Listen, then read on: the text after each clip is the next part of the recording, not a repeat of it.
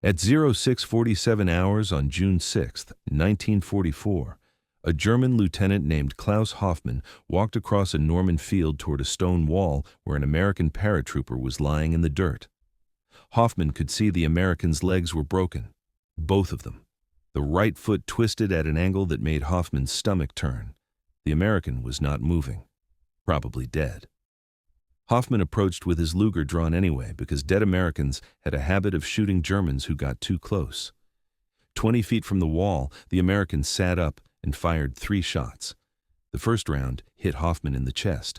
The second hit him in the throat. The third missed because Hoffmann was already falling. He died before his body hit the ground. His squad opened fire on the stone wall. The American disappeared behind the rocks. When the shooting stopped, German voices started shouting for a medic. The American was still alive behind that wall, and he had just killed his first German of the morning. By noon, there would be 97 more bodies in that field. But this story does not start with the killing. It starts 6 hours earlier when Private First Class Charles DeGlopper jumped out of a burning C-47 over France and learned that gravity does not care about your training. At 0143 hours, DeGlopper sat in the open door of the aircraft watching tracer rounds punch holes through the fuselage. He was 23 years old, 6'2", 210 pounds of construction worker muscle from Grand Island, New York. The 82nd Airborne had spent 8 months teaching him how to jump from planes and fight Germans. Nobody had taught him what to do when the plane was on fire and losing altitude, and the jump master was screaming for everyone to get out right now. Green light. DeGlopper jumped. The opening shock jerked him upright, and for 3 seconds, everything seemed fine. Then he looked down and realized the ground was coming up too fast. Way too fast. The aircraft had been at maybe 400 feet when he exited instead of the regulation 800. His parachute barely had time to inflate before the Norman countryside rushed up to meet him. The impact drove both legs into the earth with the full weight of 270 pounds falling from 400 feet. DeGlopper heard the bones snap. Both tibias, left femur, right ankle completely shattered. He went face first into French soil that smelled like manure and smoke. The pain arrived 5 seconds later, white-hot fire radiating up from his legs through his entire body. He tried to stand. His legs did not respond.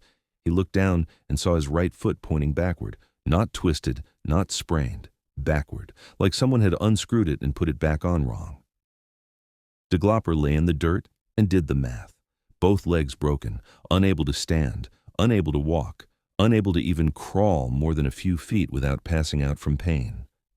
The 82nd Airborne Division was scattered across 40 square miles of darkness. Nobody knew where anyone else was. There would be no medics, no evacuation, no rescue. He was alone with 2 broken legs in occupied France 6 hours before the largest amphibious invasion in human history. The mathematics were simple. He was dead. The only question was when. Then he heard German voices. 200 yards away through the darkness, a patrol moving through the drop zone looking for American paratroopers. DeGlopper knew what happened to wounded Americans the Germans found alone. Sometimes they took prisoners, sometimes they did not. It depended on their mood. He started crawling toward the nearest cover, a stone wall 30 yards away. 30 yards might as well have been 30 miles. Every movement sent fresh agony through his shattered legs. His right foot dragged uselessly behind him. Broken bone ground against broken bone inside his left leg. After 5 yards, he stopped to vomit. After 10 yards, he stopped to rest. After 15 yards, he stopped to reconsider every decision that had led him to this moment. He made it to the wall in 9 minutes. 9 minutes to crawl 30 yards. He collapsed against the stone and checked his equipment, rifle lost during landing, pistol still in its holster, 6 grenades on his webbing, 68 rounds of ammunition for a pistol, not enough to fight off a company, but enough to make sure they did not take him alive. The German patrol passed within 50 feet of his position, 6 soldiers walking single file along a dirt road. They were talking loudly, not maintaining noise discipline. Reserve troops brought up from the coast. They walked past without seeing him. DeGlopper waited until they disappeared into the darkness. Then he arranged his ammunition and grenades along the base of the wall where he could reach them without looking. The sky began to lighten. False dawn. DeGlopper could see the outline of a farmhouse 20 yards behind him. No lights, no movement, either abandoned or the occupants were smart enough to stay hidden. Smart choice. This field was about to become very dangerous. More German voices, closer this time. A full squad moving through the field in front of his position. 10 men spread out in tactical formation, combat infantry who knew what they were doing. They stopped 30 yards from the wall. The squad leader consulted a map and pointed west. The soldiers moved in that direction, away from DeGlopper. He watched them disappear and realized something important. From his position behind this wall, he could see 300 yards of open field. Anyone crossing that field would be completely exposed, and he had 68 rounds of ammunition. The sun rose at 0612 hours, full daylight now. DeGlopper was completely visible to anyone who looked in his direction. His uniform was covered in dirt and blood. His legs were useless. He could not run. He could not hide. He could only sit behind this 3-foot wall with a pistol and wait to see what happened next. What happened next was Lieutenant Klaus Hoffmann. Hoffmann led a 12-man patrol across the field at 0645 hours. They were looking for American paratroopers. They found one. Hoffmann could see the parachute tangled in a tree 50 yards away. He could see the American lying against the stone wall, not moving, probably dead from the landing. Hoffmann approached to check the body. At 20 feet, the corpse sat up and started shooting. Hoffmann's squad returned fire immediately. Rifle rounds chewed through the stone wall. The American disappeared behind the rocks. The Germans advanced in pairs, covering fire and movement, professional tactics. They reached the wall and found blood, lots of blood, spent shell casings, but no American. He had crawled along the base of the wall to a new position while they were shooting at his old position. The squad leader ordered his men to spread out, flank the wall from both sides, flush out the wounded American. 3 soldiers moved left, 3 moved right. The rest provided covering fire. The soldiers on the left reached the end of the wall and turned the corner. The American was waiting. He shot the first soldier in the chest, the second in the face. The third turned to run and took 2 rounds in the back. All 3 went down in 4 seconds. The Germans on the right side retreated immediately. This was not a wounded American waiting to be captured. This was something else, something that should not still be fighting. The squad leader pulled his men back and sent a runner for reinforcements. 1 American paratrooper with broken legs had just killed 4 German soldiers in less than 3 minutes. And he was not finished. By 0700 hours, word had spread through the German units in the area. An American was dug in behind a stone wall near the farmhouse. He could not walk. He could not retreat. But he could shoot. And he had already killed 6 men. The German platoon arrived at 0730 hours. 42 men led by Oberleutnant Ernst Weber, a veteran of the Eastern Front who had seen Russians hold impossible positions for reasons he never understood. Now he was looking at an American paratrooper behind a stone wall who could not walk, but would not die. Weber studied the situation through his binoculars from 200 yards away. 6 German bodies lay in the field, 1 officer, 5 enlisted men, all killed by a crippled American who should have surrendered an hour ago. Weber had fought at Stalingrad. He knew what happened when you underestimated a desperate man with nothing to lose. He ordered his platoon to spread out and suppress the American position with concentrated rifle fire. 40 rifles opened up simultaneously. Bullets chewed through the stone wall. Chunks of rock exploded into dust. The volume of fire was overwhelming, enough to keep any sane man pinned down. The American was not sane. DeGlopper waited for the first reload pause. German Mauser rifles held 5 rounds. Trained soldiers could reload in under 4 seconds, but 40 men reloading created a gap, a window maybe 3 seconds wide when the fire slackened. DeGlopper used it. He rose above the wall and fired 6 shots at the nearest Germans. 2 men went down. The rest dove for cover. Then, the return fire forced him back down. Weber saw the problem immediately. The American was not trying to win. He was trying to kill as many Germans as possible before he died. That changed the tactical equation completely. You could not wait out a man who was already dead. You could not negotiate with someone who had accepted his fate. You could only kill him faster than he killed you. Weber ordered his machine gun teams forward. 2 MG-42 machine guns moved into position at 0745 hours. Each gun could fire 1,200 rounds per minute. The gunners set up behind tree stumps with clear lines of fire to the stone wall. On Weber's signal, both guns opened up. The sound was like fabric ripping, thousands of rounds per minute tearing through the air. The stone wall began to disintegrate under the sustained fire.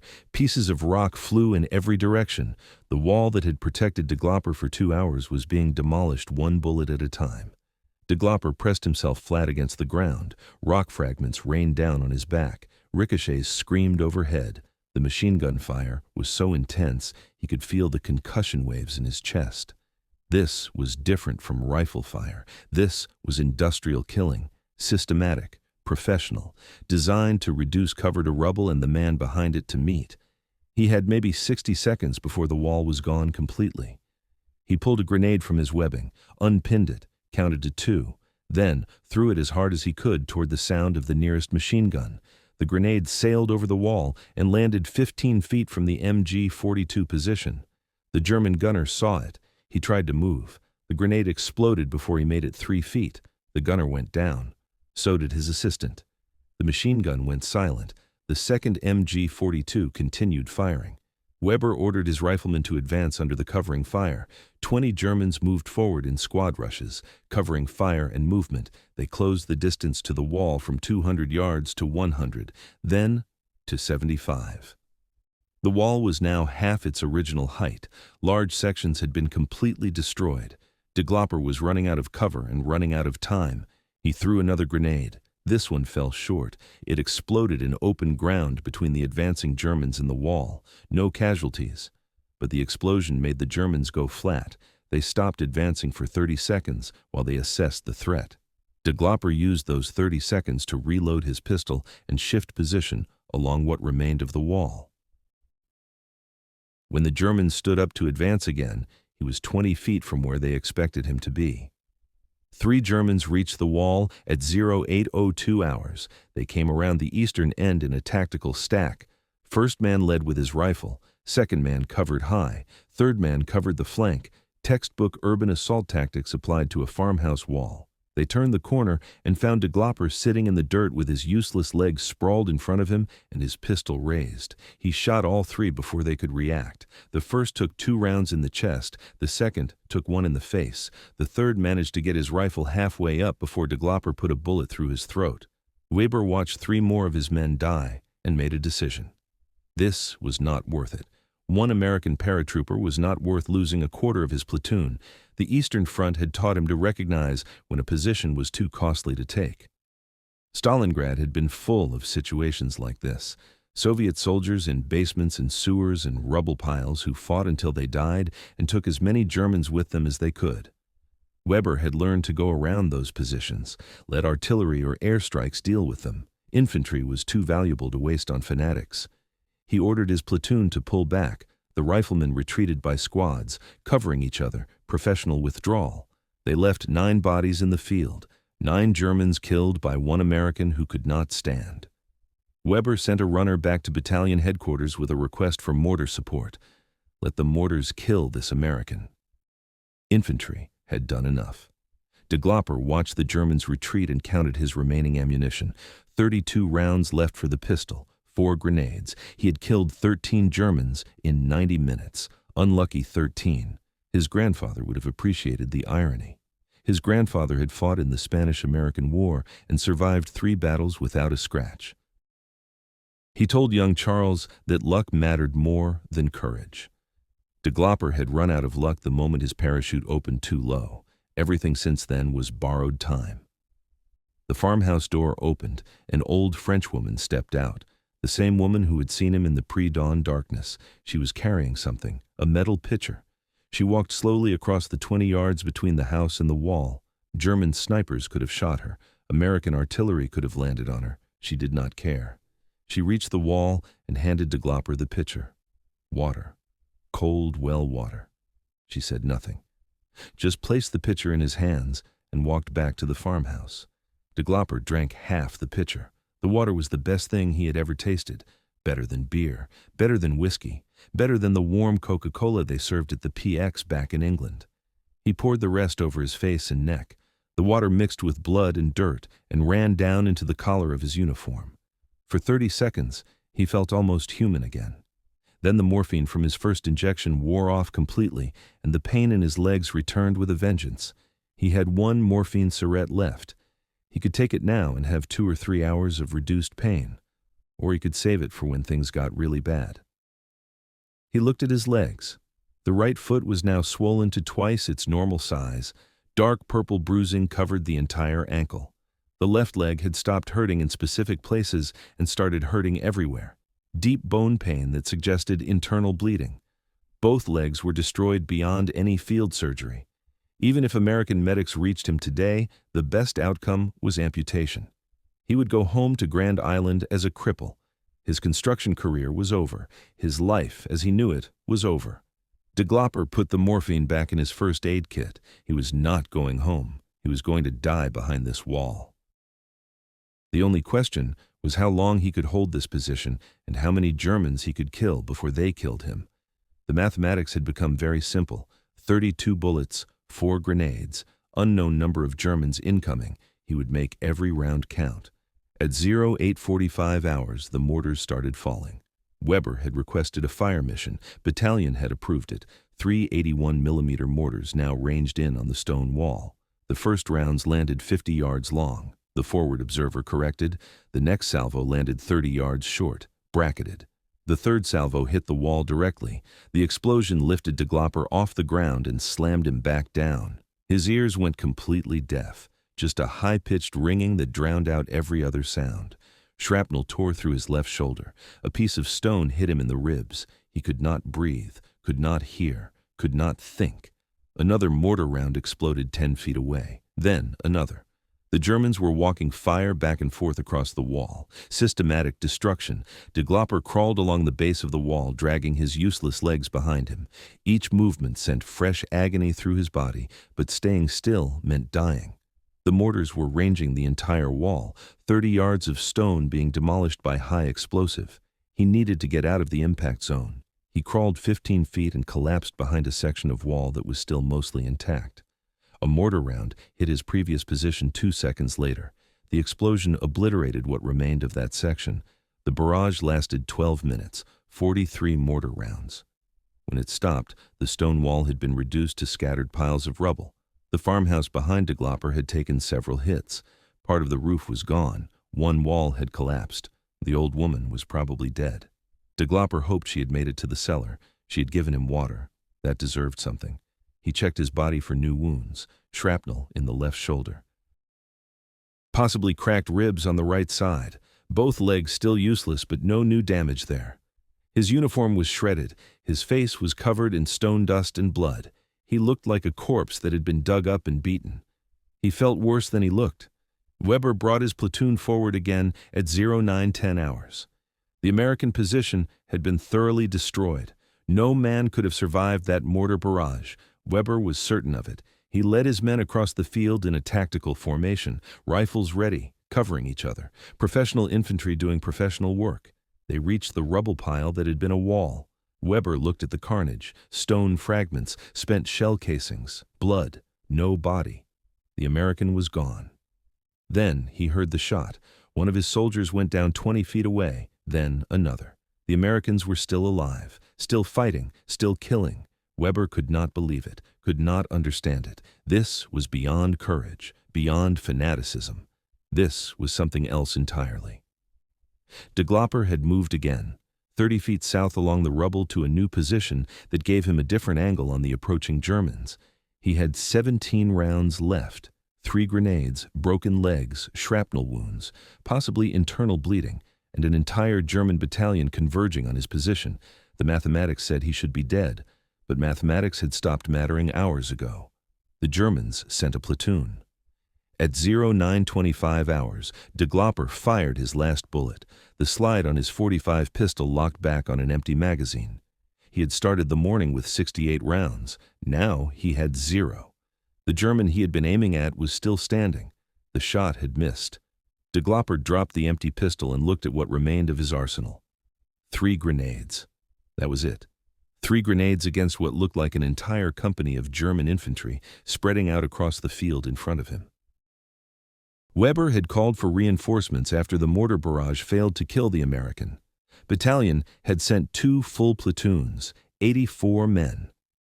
Added to what remained of Weber's original platoon, the Germans now had over 100 soldiers surrounding a pile of rubble that used to be a stone wall. Inside that rubble, Charles DeGlopper sat with broken legs and 3 grenades, and no idea how this was supposed to end except badly. The Germans advanced cautiously.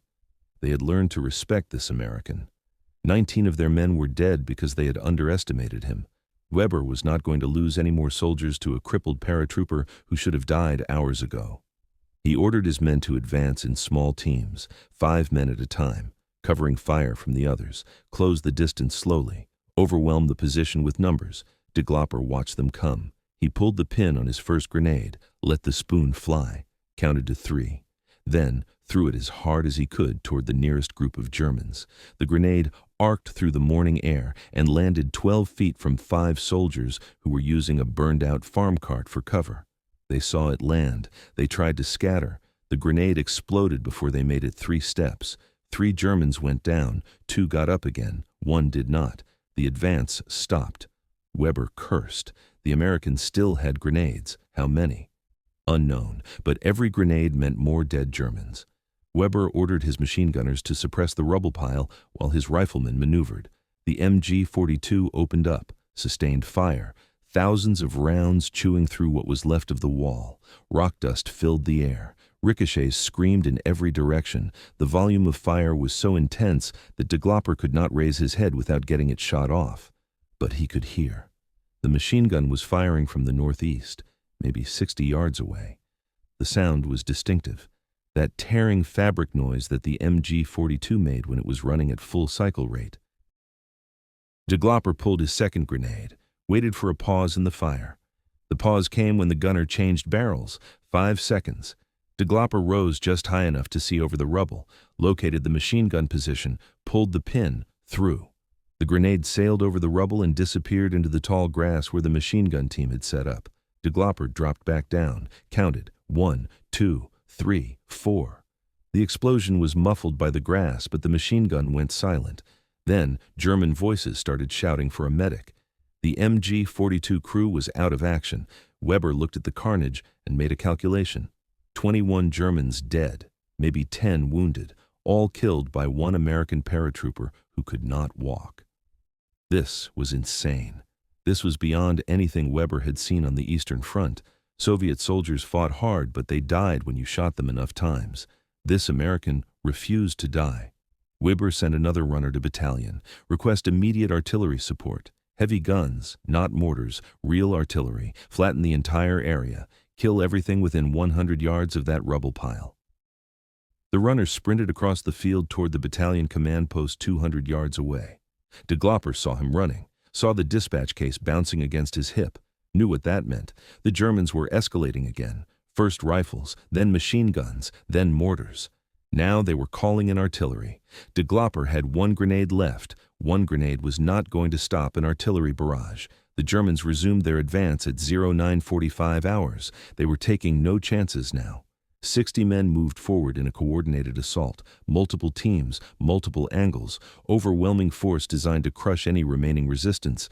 They closed from 100 yards to 75, then to 50. DeGlopper waited. He needed them closer. Grenades had an effective casualty radius of 15 yards. If he threw from 50 yards, he would hit maybe 2 or 3 soldiers. Not enough. He needed them inside 30 yards. The Germans reached 40 yards, then 35. DeGlopper could see their faces now, young faces, teenagers and men in their early 20s, the same age as the American paratroopers who had jumped into France that morning. The same age as the friends DeGlopper had watched die during training accidents back at Fort Bragg. War did not care about age, it just cared about bodies. At 30 yards, DeGlopper pulled the pin on his last grenade. He held it for 1 second, 2 seconds, cooking it off so the Germans would have no time to scatter. 3 seconds.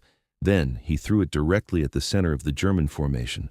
The grenade landed among a group of 8 soldiers who were preparing to rush the rubble pile. They saw it. They knew what it was. They tried to run. The explosion killed 4 instantly. Shrapnel tore through two others. They went down screaming. The remaining Germans hit the dirt. The advance stopped again. But DeGlopper was out of grenades, out of bullets, out of everything except his bare hands and his refusal to surrender.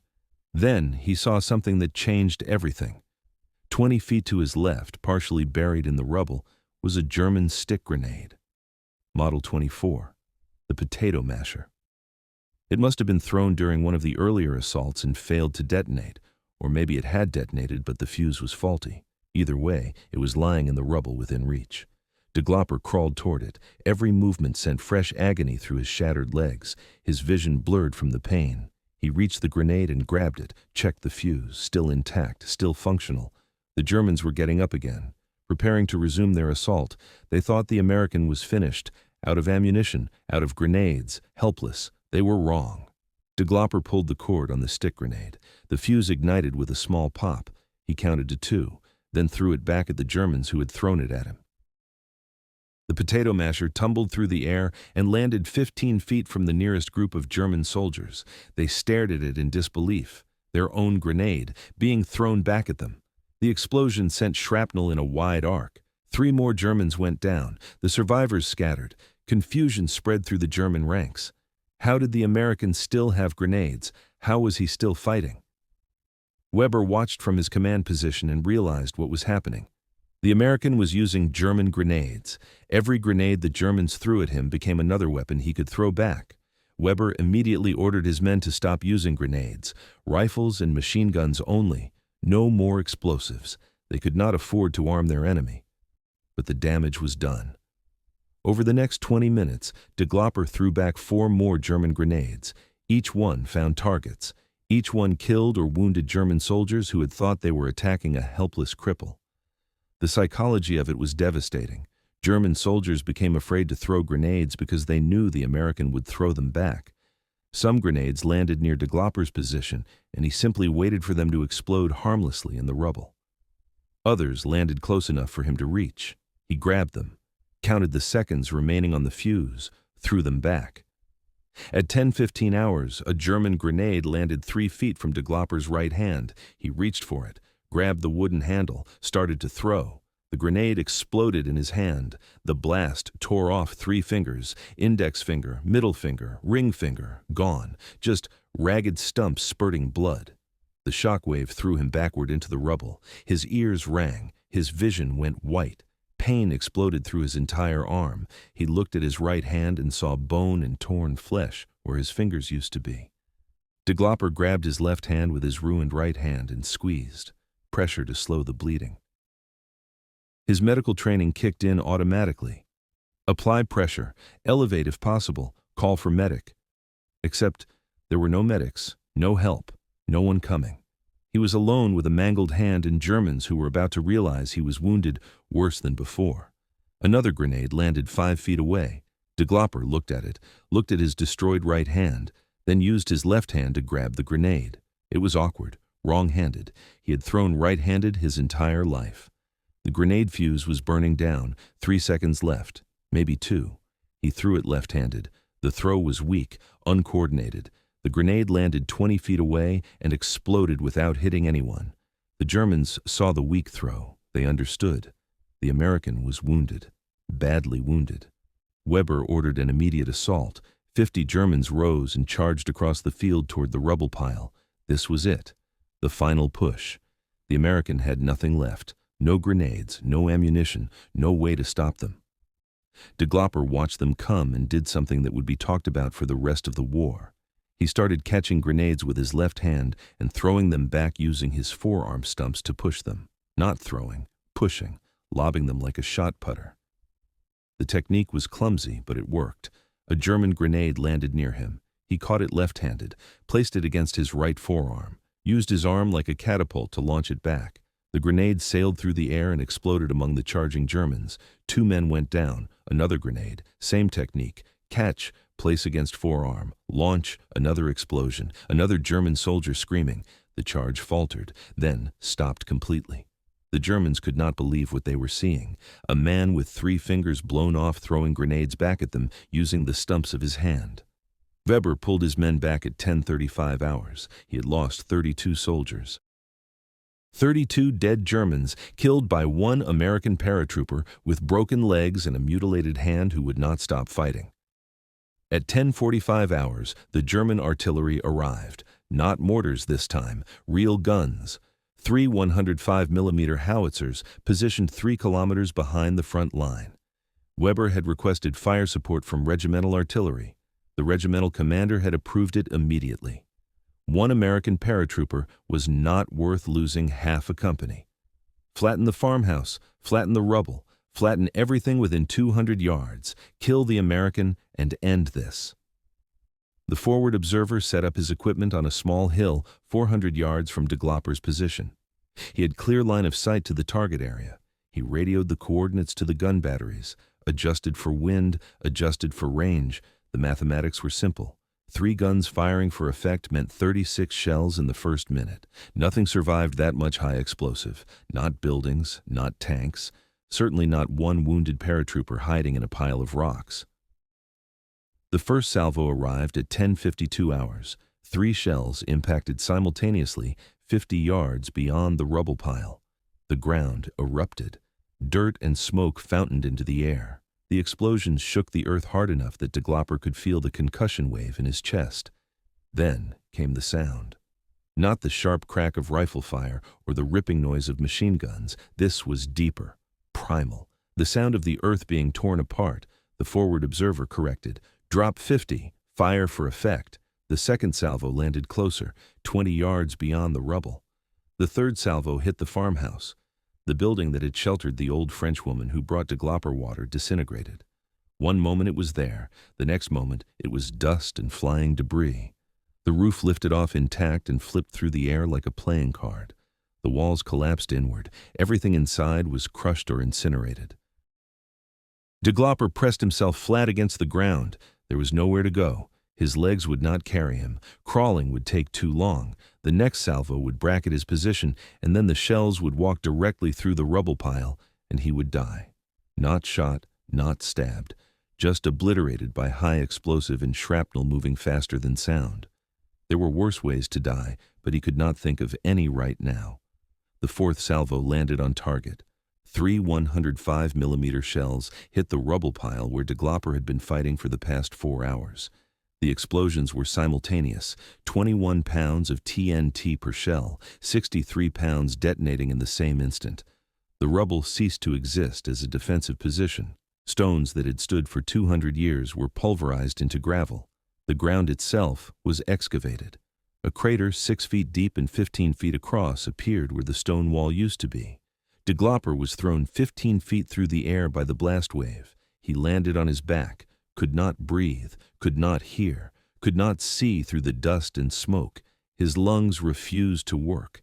Crushed by overpressure, he tried to inhale and nothing happened. His body would not respond. Panic hit, drowning on dry land. His vision started to go dark around the edges. Then his diaphragm spasmed and air rushed into his lungs. He gasped, coughed, vomited dirt and dust.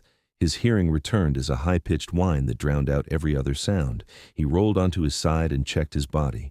New shrapnel wounds, left arm, right leg, chest, small fragments embedded in flesh, bleeding but not arterial. His right hand was still missing 3 fingers, both legs still broken. But he was alive. The artillery barrage continued. The guns were firing for sustained effect now, 4 rounds per minute per gun. 12 shells every 60 seconds hammering the area where the rubble pile used to be. The forward observer was walking fire in a grid pattern.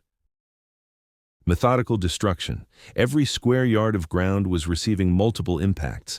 Nothing could survive this. Not infantry in trenches, not tanks, not one American paratrooper with broken legs.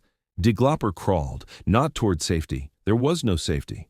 He crawled toward the crater, 6 feet deep. Steep sides. The shells had excavated a hole in the Norman earth, and that hole was the only cover available. He dragged himself across 15 feet of open ground, while 105mm shells landed around him. Each explosion showered him with dirt and debris. Each concussion wave hammered his internal organs. His vision blurred. His ears bled. He kept crawling. He reached the crater at 158 hours, rolled over the lip, fell 6 feet to the bottom, landed on his shattered legs. The pain was beyond anything he had experienced yet, beyond the initial break, beyond the mortar barrage, beyond the grenade that took his fingers. This was pain that shut down conscious thought. His vision went white, his body convulsed. He lay at the bottom of the crater and waited for his brain to process what his nervous system was telling it. The artillery barrage shifted. The forward observer had seen movement. Something had crawled into the crater, possibly the American, possibly just debris. He adjusted fire directly onto the crater. 3 shells landed on the crater rim. The explosions collapsed part of the eastern side.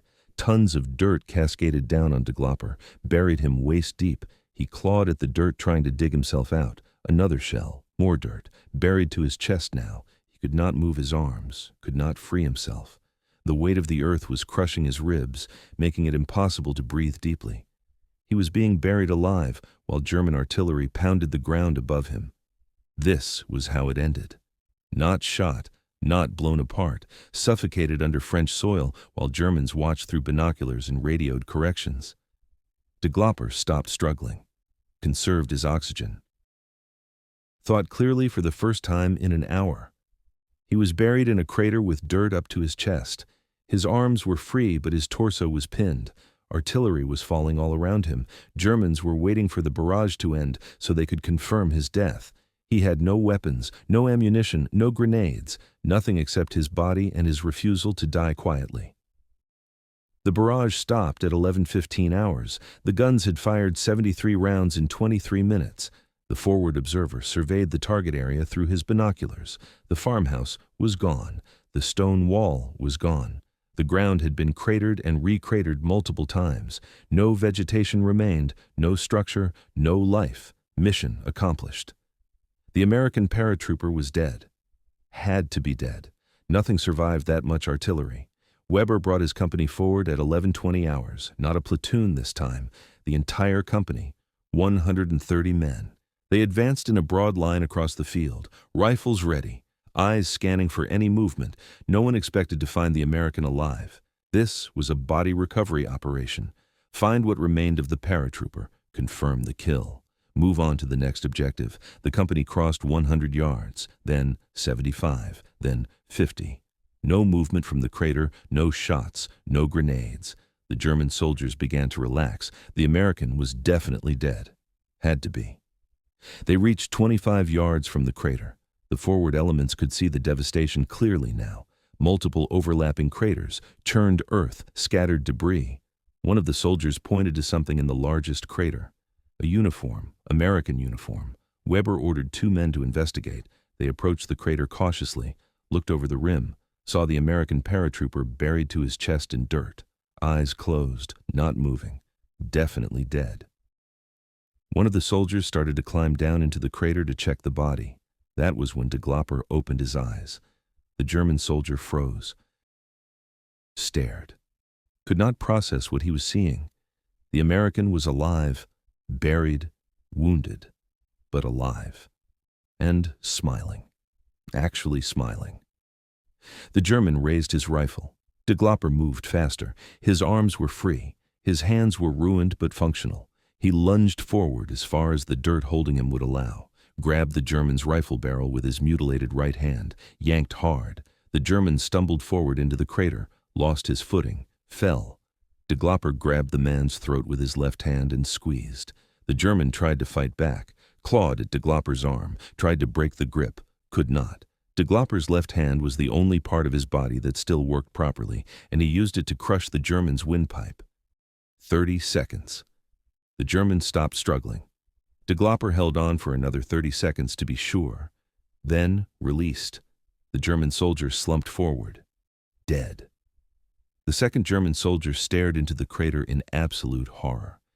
The American paratrooper was buried in the ground like a corpse, and he had just killed a man with his bare hand. The soldier backed away from the crater, started shouting for his sergeant.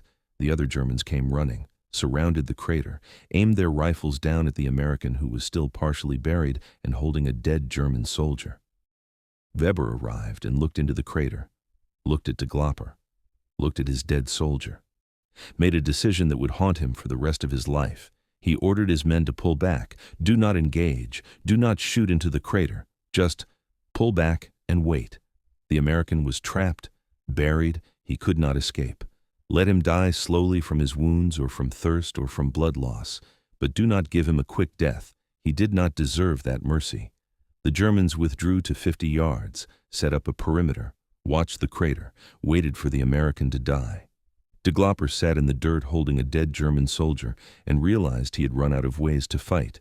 He could not move. Could not dig himself out, could not reach the Germans. His body had become his only weapon, and now even that was useless. The American Sherman tanks broke through the German lines at 11:47 hours, 3 M4 Shermans from the 746th Tank Battalion pushing west from Utah Beach. They had been fighting inland for 6 hours, clearing roadblocks, destroying German positions, supporting the 82nd Airborne Division wherever they found paratroopers still fighting. What they found at the farmhouse outside Sainte-Mère-Église was something none of them had expected to see. The lead tank commander saw the bodies first, German bodies, dozens of them scattered across the field in front of a massive crater. Some had been shot, some had been blown apart by grenades, some showed no visible wounds at all. The tank commander counted 40 bodies, then 50, then stopped counting because there were too many. Weber heard the tank engines and ordered his remaining men to retreat. The company had started the morning with 130 soldiers. Now they had 87. 43 Germans dead, all killed by one American paratrooper who Weber still could not confirm was dead. The Americans' tanks were here now, the battle was over. Weber pulled his men back and left the field to the Americans. The Sherman tanks rolled past the crater slowly, cautiously. German snipers could be hiding anywhere. The lead tank stopped 20 yards from the crater rim. The commander stood in his turret and looked down. He saw an American paratrooper buried chest-deep in dirt. The paratrooper's uniform was shredded. His right hand was missing 3 fingers. Blood covered his face and arms. His eyes were open. He was still alive. The tank commander climbed out of his turret and ran to the crater. 2 crewmen followed. They slid down the steep sides and started digging, clawing at the dirt with their hands, trying to free the buried paratrooper. DeGlopper looked at them and asked one question. "Are we winning?" The tankers stopped digging, stared at him. This man had been buried in a crater surrounded by dead Germans, and his first question was whether the invasion was succeeding. One of the tankers started laughing, could not help it. The absurdity was too much. "Yes, we are winning. We took the beaches. We are pushing inland. We are winning." DeGlopper smiled. "Good." Then he passed out. The tankers dug him out, lifted him carefully from the crater. His legs were destroyed, broken in multiple places, swollen to twice their normal size. His right hand was a mangled mess of bone and torn flesh. Shrapnel wounds covered his torso and arms. He had lost blood. Too much blood. One of the tankers radioed for a medic. The medics arrived 15 minutes later. 2 men from the 82nd Airborne Medical Detachment. They looked at DeGlopper and knew immediately he was dying. Blood loss, shock, multiple traumatic injuries. Both legs required amputation. The hand required amputation. Even if they got him to a field hospital immediately, his chances were maybe 20%. They gave him plasma, morphine, bandaged what they could, then loaded him onto a stretcher and carried him to a waiting jeep. The jeep drove to the nearest aid station. From there he was transferred to a field hospital, then to a hospital ship, then to England. DeGlopper remained unconscious for most of the journey. When he woke up 3 days later, both legs were gone. His right hand was gone. A nurse told him he was lucky to be alive. The after-action report came 2 weeks later. A patrol from the 82nd Airborne had returned to the farmhouse to count German casualties and recover equipment. They found 97 German bodies in the field around the crater, 97 confirmed kills, all attributed to Private First Class Charles DeGlopper, who had fought for 6 hours with broken legs and no support. The Medal of Honor recommendation was submitted in July, approved in August. But Charles DeGlopper never received it. He died on August 9, 1944, from complications related to his wounds. Infection had set into his amputations. His body had endured too much trauma. He was 23 years old. The Medal of Honor was presented to his mother in Grand Island, New York on December 1st, 1944. The citation read that Private DeGlopper had voluntarily exposed himself to enemy fire to cover the withdrawal of his unit, that he had engaged superior enemy forces single-handedly, that his actions had allowed other paratroopers to escape and regroup. The citation did not mention the broken legs, did not mention the 6 hours alone behind a stone wall, did not mention throwing grenades with a mutilated hand or killing a German soldier with his bare hands while buried in a crater. Military citations were written in careful language designed to convey heroism without dwelling on the horrific details of combat. But the men of the 82nd Airborne knew. The tankers who found him knew. The medics who treated him knew. And the Germans who survived the battle at the farmhouse knew. They told the story for the rest of their lives about the American paratrooper with broken legs who would not die, who fought an entire company to a standstill, who smiled while buried in a crater surrounded by the bodies of the men he had killed. 97 Germans died in that field on June 6, 1944. One American paratrooper died 2 months later in a hospital bed 3,000 miles from home. But for 6 hours on D-Day, Charles DeGlopper held a position that should have been impossible to hold, and when the mathematics said he should die, he ignored the mathematics and kept fighting until there was nothing left to fight with except his bare hands. That is what heroes do. They do not quit. They do not surrender. They fight until the end. And sometimes the end takes longer than anyone expects.